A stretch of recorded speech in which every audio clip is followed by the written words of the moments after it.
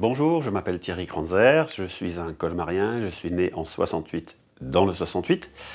Je viens de terminer un mandat de 6 ans à la tête des Alsaciens de New York, j'étais président des Alsaciens de New York. Et dans le cadre de nos activités, nous avons créé en 2011 un fonds international pour la promotion de l'alsacien, pour l'immersion totale en alsacien sur la tranche d'âge 0-5 ans. Donc cette association s'appelle le FILAL, acronyme Storkanacht. Voilà, c'est un terme totalement symbolique. Je suis un Alsacien un peu exotique dans le sens où j'ai vécu 2 ans au Congo, 16 ans aux États-Unis. Mes filles sont américaines, ma femme est belge. Voilà, l'alsacien c'est la langue de la famille et puis l'anglais, le flamand, le français sont les autres langues tolérées dans le foyer. Mais nous vivons en alsacien et c'est notre langue de cœur, c'est la langue de nos vibrations. Et je travaille quotidiennement maintenant depuis presque 1 an à la promotion de l'alsacien dans les crèches et en école maternelle, l'objectif étant le cœur de cible de la politique linguistique qui sont les enfants de 0 à 5 ans.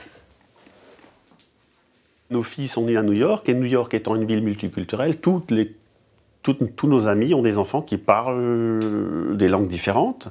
Donc très vite nous avons pris le parti, moi, de parler alsacien à nos filles, ma femme de parler français, la grand-mère belge parle flamand. Donc on est parti sur un multilinguisme le plus ouvert possible. Et comme je parlais qu'alsacien depuis la naissance à nos filles, donc mon épouse a grandi avec ce niveau de langue débutant. Au départ c'était Trenka, Asa, Meller, Ventala, Setsona. Et puis très vite ma femme s'est rendue compte que les injonctions en alsacien passaient mieux que celles en français. Donc quand ma fille voulait pas manger, ou s'asseoir, elle disait assis-toi, ça marchait pas. Quand elle disait Setsona, la fille obtempérait. Donc et du coup, ma femme belge a compris que c'était plus facile de passer par l'alsacien pour obtenir ce qu'elle voulait de la part des enfants. Et peut-être aussi parce que au niveau du lexique, l'alsacien est assez proche de l'anglais et qu'on avait un soutien anglophone, parce que sit en anglais c'est sits en alsacien, run en anglais c'est ran en alsacien, see en anglais c'est ça en alsacien, look en anglais c'est luck, arm, nose, lip c'est pareil en alsacien en anglais.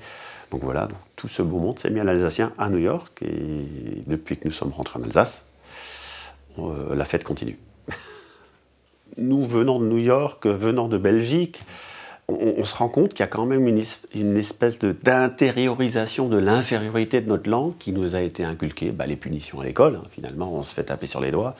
Je me suis fait taper sur les doigts. Alors il y a 2 façons de réagir. Soit on intériorise cette infériorité, on enterre, soit effectivement on se rebelle, et puis on essaye de reconstruire, de repartir de l'avant. Mais c'est vraiment triste pour l'image de Strasbourg, parce que quand des touristes arrivent, c'est quand même bien d'avoir cette valeur ajoutée linguistique. Moi, Jean Petit, le psycholinguiste qui a développé les premières classes bilingues en Alsace, disait qu'il y avait un supplément d'âme dans cet Alsacien qui n'a pas subi la violence de l'orthographe. Voilà.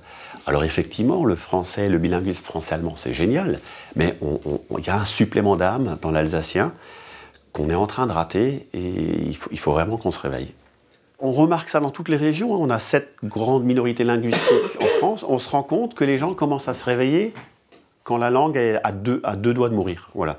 Donc là, on est arrivé à une étape où on se rend compte qu'il n'y a plus aucun gamin qui parle alsacien, et donc là, on se rend compte qu'on n'a plus le droit à l'erreur et que c'est maintenant ou jamais. Les Bretons, c'est pareil, hein, ils y sont mis, ils n'avaient plus que 2 ou 3% de locuteurs.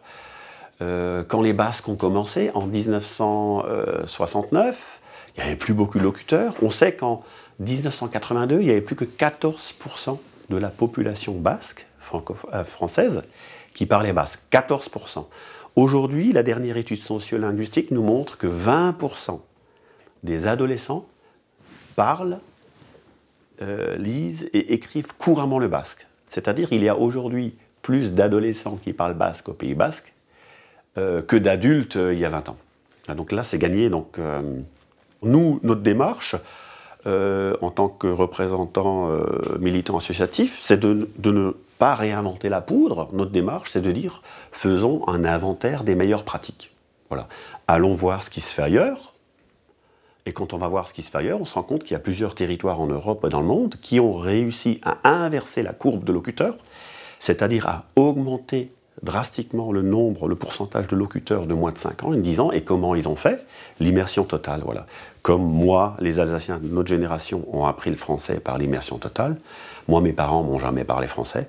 Dans mon village, jusque dans les années 80, personne ne parlait français, et pourtant nous sommes passés au français par l'immersion totale en maternelle. Donc moi aussi, j'ai aussi un défaut professionnel. Donc je suis depuis 17 ans attaché de presse au siège des Nations Unies à New York et je couvre les réunions thématiques du Conseil économique et social qui portent notamment sur les droits économiques, sociaux, culturels. Alors dans ces droits, il y a les droits linguistiques. Donc on a des études, on a une expérience qui montre qu'il y a des liens entre la reconnaissance des langues minoritaires et la croissance économique, qu'il y a des liens entre la reconnaissance, l'immersion en langue minoritaire et la qualité de l'éducation à la fin du primaire. Par exemple, nous avons un rapport sans précédent du Conseil économique et social du 7 mars 2005 qui est un résumé de toutes les évaluations qui ont été faites dans le monde et ce rapport démontre que partout dans le monde où il y a une langue...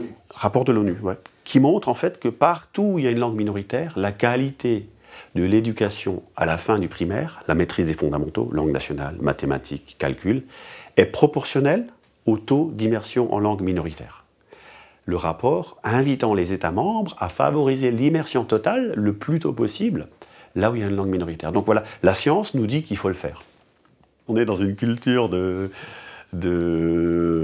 français d'abord, mais en tout cas, on se rend compte que là où on est passé à l'immersion, l'éducation nationale s'est adaptée. Par exemple, à Perpignan, l'éducation nationale est passée à l'immersion totale en catalan.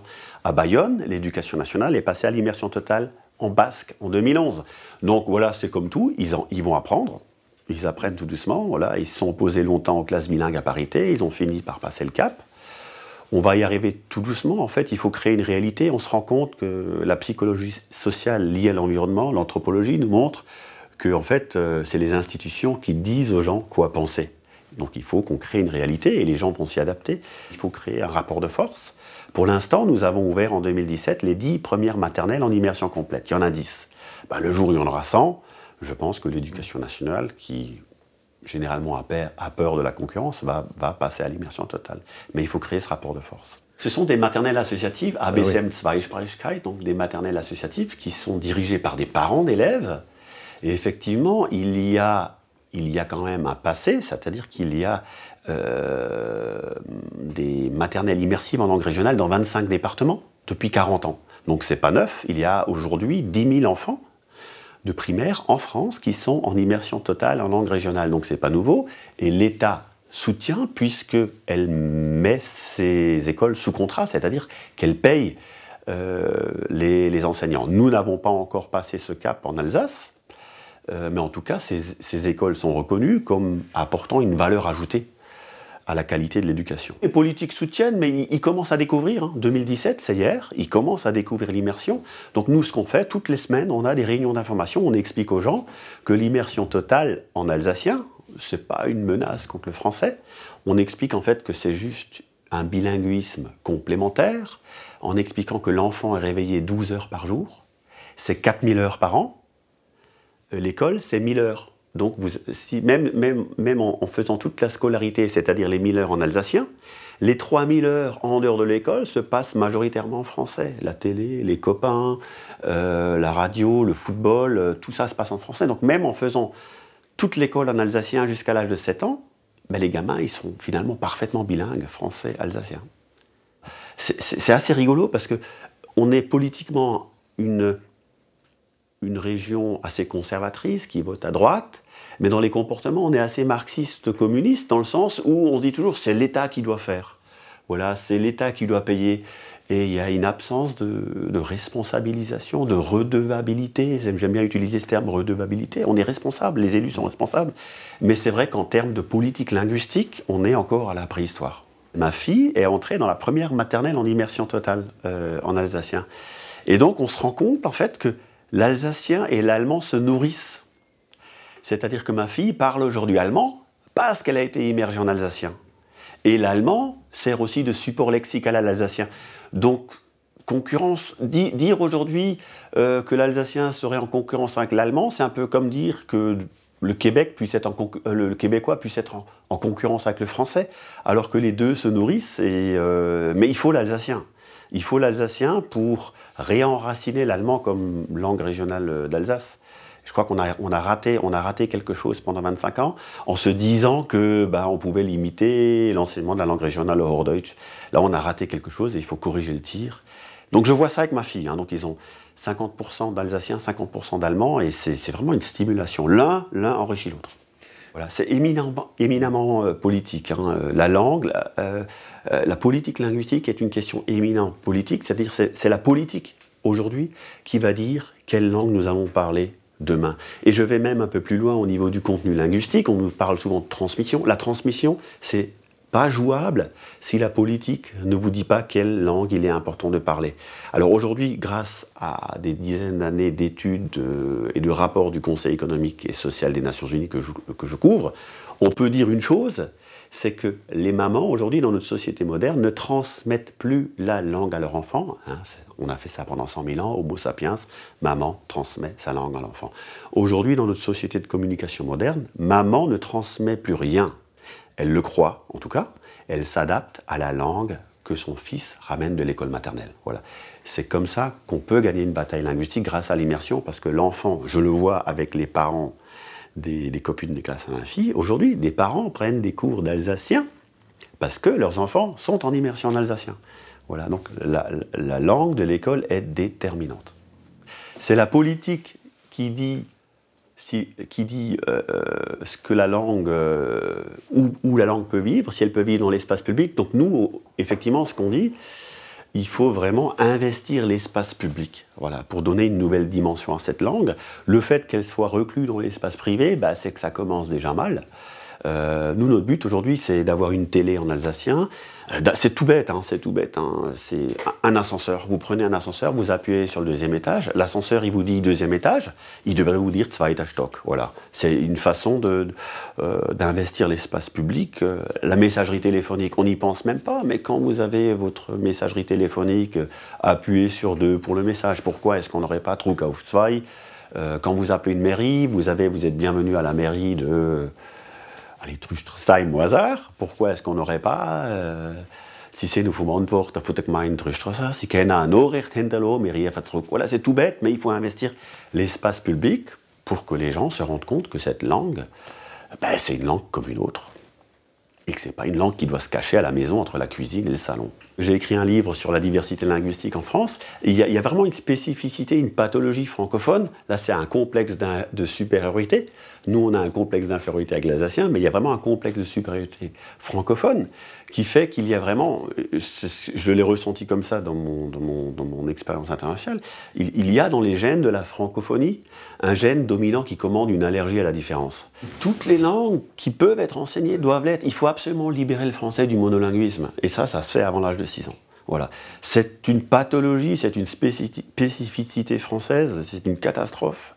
Ce culte de la langue unique, et ça se traduit par une mentalité sur la défensive, et je crois que ce culte de la langue unique est en partie lié à notre incapacité de nous réformer, de nous remettre en question. Voilà, il y a une mentalité sur la défensive. L'arménien, oui. Le polonais, oui.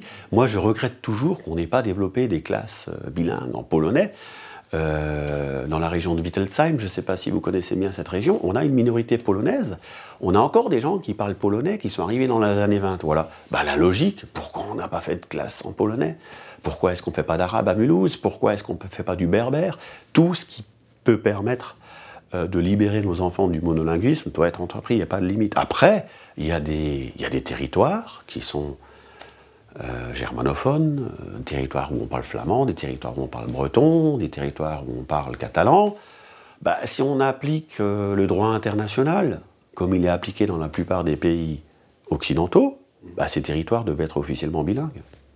J'ai une citation de Crazy Horse, ça n'a rien à voir. Les Sioux étaient repoussés progressivement du Minnesota vers le Dakota et puis le Montana, et puis on lui a demandé où était sa terre, ce qu'il en pensait, parce qu'il était toujours repoussé, et il disait ma terre, c'est celle où sont enterrés mes ancêtres. Voilà. Donc effectivement, alors On parle de terre, de racines. Je ne sais pas si c'est Tom Ungerer qui disait ça, je veux dire, pour pouvoir embrasser les étoiles, il faut avoir des racines. Voilà. Il n'y a pas d'universel sans racines. Il n'y a pas d'universel. Sinon, l'universel, il devient un peu un universel jacobin où on coupe toutes les têtes qui dépassent parce qu'on n'a plus de racines. On a décidé que on allait dire que notre identité, c'est quelque chose de totalement abstrait. On est français parce qu'on n'est rien d'autre, parce qu'on n'a pas de racines, parce qu'on est... Et, parce qu'on n'a plus de référence. Voilà. Les deux plus grandes dictatures, hein, le stalinisme et le nazisme, c'était ça, quoi. Il faut couper tous les gens, plus de religion, plus de croyances. Tout ce qui est abstrait est dangereux, donc... Après, c'est une école, hein, c'est le respect de la diversité sans limite, c'est une école. J'ai une ambition pour l'Alsace, qui est simple, hein, moi je souhaiterais juste que le droit international s'applique en Alsace sur ces questions-là. Voilà. C'est pas de demander une faveur, c'est rien de spécial. C'est quoi le droit international? C'est le plus petit dénominateur commun auquel sont parvenus tous les États. Voilà. Les 193 États membres des Nations Unies. C'est le plus petit dénominateur commun. Alors aujourd'hui, on a une exception française. Nous sommes le seul pays officiellement monolingue du monde occidental. Voilà. C'est une pathologie, c'est pas un modèle. Quand je dis officiellement monolingue, ça veut dire quoi? C'est le seul pays qui, dans ses institutions, privilégie l'existence d'une langue unique sans se référer officiellement aux autres langues historiques du territoire. Donc voilà. Alors on nous dit souvent, oui, mais les États-Unis, c'est pas monolingue. Non, le Royaume-Uni, les États-Unis refusent, par exemple, de dire qu'il n'y a qu'une langue dans les institutions. Parce que pour les pays anglo-saxons, dire cela, c'est déjà être dans l'extrême droite.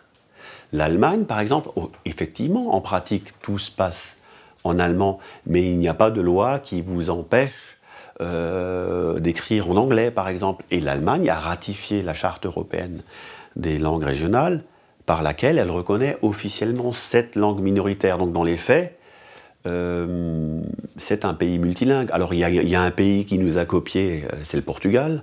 En 2001, eux aussi ont écrit dans leur article 2 la langue de la République est le portugais. Mais encore une fois, ils ont ratifié la Convention 4 des minorités qui permet à d'autres langues d'exister dans l'espace public. Donc voilà, il y a cette contradiction, il faut qu'on arrive à en sortir, je ne sais pas comment, mais il faut qu'on arrête d'appeler modèle ce qui est une pathologie sociétale. Voilà. Une langue, une nation, c'est une intolérance de tous les jours.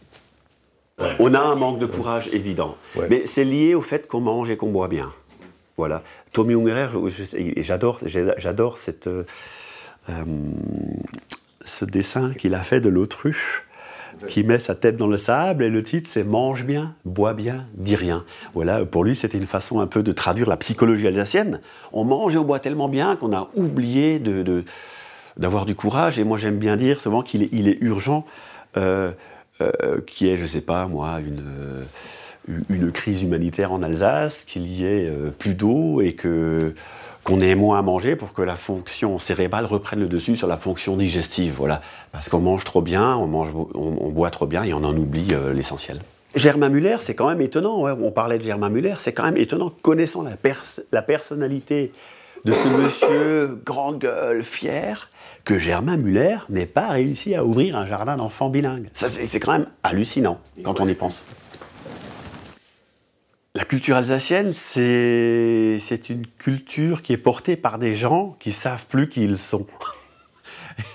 Ils sont vraiment pleins de doutes, pleins de contradictions. Bon, je ne voudrais pas toujours reparler de la psychanalyse de l'Alsace, mais il y a un truc que Germain... Bon, on revient à Germain. C'est le contraire est toujours vrai en Alsace, quoi, plus qu'ailleurs. Il y a toujours quelqu'un pour vous dire que c'est pas possible, que vous avez tort, que le contraire... Enfin bref, c'est... Et la culture alsacienne, c'est une culture de contradiction. De contradictions linguistiques, de contradictions gastronomiques. Le flomacura de l'autre est toujours meilleur. On a du mal à s'affirmer, c'est la culture qui est portée par des gens qui ont des doutes, qui ont trop de doutes, voilà, pour que ça soit encore positivé. Dans 30 ans, on ne dira plus Mittelbergheim, Alsace, on dira même à Mittelbergheim. C'est ça ma crainte, que les enfants de Mittelbergheim, dans 30 ans, disent « j'habite à Mittelbergheim, Grand Est », et finalement, l'Alsace, géographiquement, qu'est-ce qui va rester, qu'est-ce que ça va représenter? Est-ce qu'on aura le Schnaps du Grand Est? Est-ce qu'on aura le flamand maculaire du Grand Est? Ça existe déjà à Super... Non, c'est pas Super U, c'est Lille, je crois. Voilà, donc là, effectivement, il y a un souci. Je veux dire, si effectivement le Grand Est doit subsister, là aussi, il y a matière à corriger. Qu'on puisse être alsacien, qu'on puisse être lorrain, qu'on puisse être champardonnais. Et parce qu'aux États-Unis, on connaît l'Alsace, on connaît la Lorraine, on connaît la Champagne. Voilà, c'est des paysages, des territoires d'une notoriété internationale. Par contre, on ne connaît pas le Grand Est. Hein. Et puis récemment, il y avait au dernier salon de l'industrie à Francfort, beaucoup d'industriels étaient surpris de ce panneau Grand Est France, parce que eux, dans leur niveau de français, ils ont lu Groß ist Frankreich. Vous voyez, donc il faut faire attention en termes de communication. Et ils disaient, bah oui, c'est bien, Groß ist Frankreich, mais on vous aime bien. Voilà. Mais donc il faut faire attention, là, on est en termes de communication, il y a des choses à revoir et il y a urgence. Définir l'identité alsacienne sans l'aspect linguistique, c'est possible, mais ça serait une coque vide. Est-ce qu'on peut imaginer une identité française dans laquelle la langue française serait plus intégrée? Est-ce qu'on peut imaginer la France sans personne qui parle français? C'est un pilier, ça ne veut pas dire que tout le monde doit parler alsacien, mais pour moi, la langue, c'est une vibration. Voilà, c'est une vibration, c'est une résonance.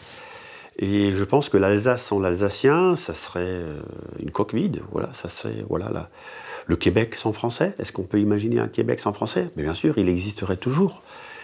Mais on a l'habitude de dire que la langue est l'élément le plus fort d'une identité. Voilà, c'est nos vibrations. C'est une garantie de transmission. J'entendais un ancien ministre lorrain qui disait récemment tout le sens de la vie, en fait, c'est la transmission. Voilà. Quel serait le sens de la culture alsacienne, de la vie alsacienne, si cet aspect de transmission n'était plus assuré? Il y a une rigidité républicaine, encore une fois, on en revient à ce culte d'uniformité. Il y a une xénophoboglossie, ça c'est un grand communautarisme qui lui est officiel, c'est le une langue, une nation, qui est un repli identitaire. Et c'est vrai, c'est intéressant de noter qu'une étude américaine a montré que les djihadistes qui sont partis des zones francophones étaient statistiquement en plus grand nombre à partir des zones francophones que des autres zones linguistiques. Ça c'est assez intéressant. C'est assez intéressant. Et je pense que ces communautarismes, nous les fabriquons. Je ne pense pas qu'un enfant, un jeune, naît au départ en ayant envie d'être communautariste, djihadiste.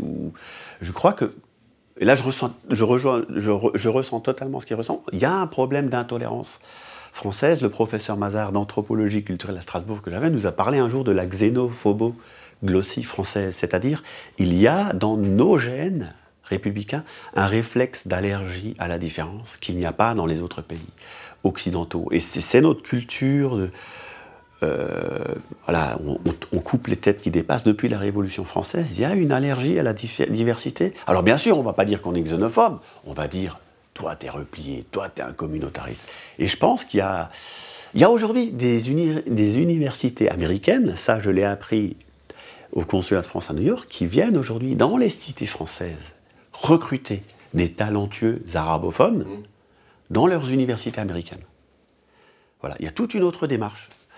Et partir du point de vue que des gens porteurs d'une culture ou issus d'un quartier seraient... Mais je crois qu'il y a un problème de rigidité par rapport à toute forme de diversité qui fait qu'il y a des communautarismes qui n'existeraient pas si on était plus ouvert. Toutes nos langues régionales sont toutes transfrontalières, officielles ou nationales de pays voisins. Et elles meurent chez nous. Si on généralisait le bilinguisme de toutes ces régions, il n'y aurait plus de chômage en Flandre, il n'y aurait plus de chômage en Catalogne, il n'y aurait plus de chômage au Pays Basque. Et on a loupé, on loupe quelque chose. Jacobins et Girondins, voilà, on peut rester raisonnable tout en étant soucieux de l'unité de la nation, et il peut y avoir unité dans le respect de la diversité.